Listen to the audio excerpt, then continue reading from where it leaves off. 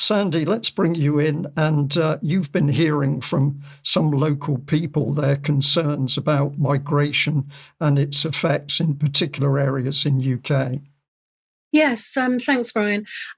Yes, I mean, I've been contacted by quite a few people this week about what's going on in the UK, and particularly in Weston-super-Mare, which has been they've got a council of sanctuary there.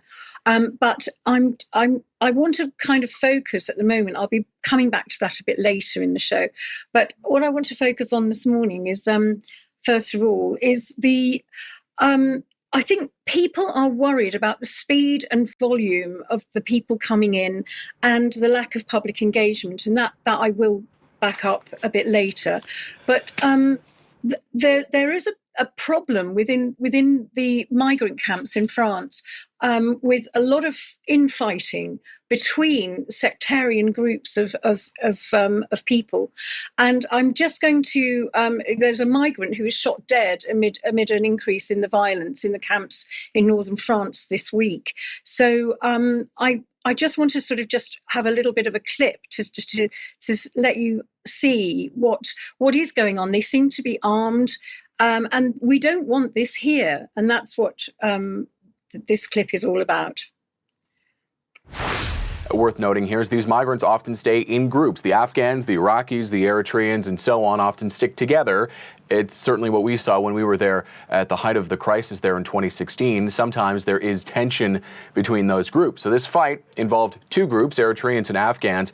Another brawl erupted later nearby. A couple hundred people got involved, more than 20 people sent to hospital. Police were called in, and now the Interior Minister has announced today that he is sending in police reinforcements to the Calais area. At one point yesterday, someone pulled out a gun and started firing. At least 5 migrants are reported to have been shot. 4 remain in critical condition today. The victims are all said to be between the ages of 16 and 18. And this morning, French media are reporting police are looking for one suspect, a 37-year-old Afghan man who they believe was the gunman. There's always a sort of ebb and flow of tensions in Calais, Michael. Right now, it seems it is again at a high point. Now, it's well documented that Western interventions, in the Middle East have exacerbated under the banner of regime change. And we know that a lot of Western hegemony has caused a lot of the extreme Islamic stuff. And we've just got to understand that there is a role that the United States and the British have played in this. But even so, we've got to realise that there is a dichotomy of humanitarian help for these people as well as our national security. So that has to be looked at. And the next slide is there's the Jean-Christophe Couvé, who was there in the migrant camps, and he said they are armed. It's a real mafia with networks going all the way back to Iraq, and unfortunately this is the case. And we can't.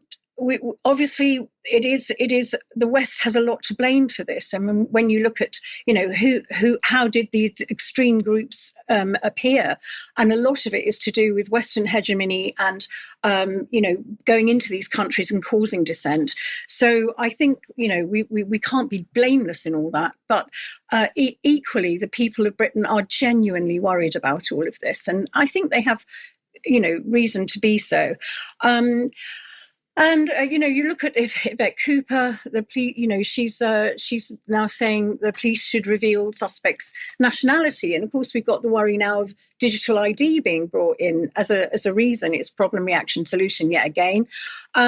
So where is this all going? Well, we've got to have this thing where we do welcome people, but this is a huge volume and it's happening very quickly. And we know that the government are pushing this agenda through the office of the International Office of Migration. And so, we've got the worry also is that there's different factions here at play. You've got the Sunnis, the Shias, and the Afghan soldiers that came over here that were that where we had this this whole data breach that happened in 2022.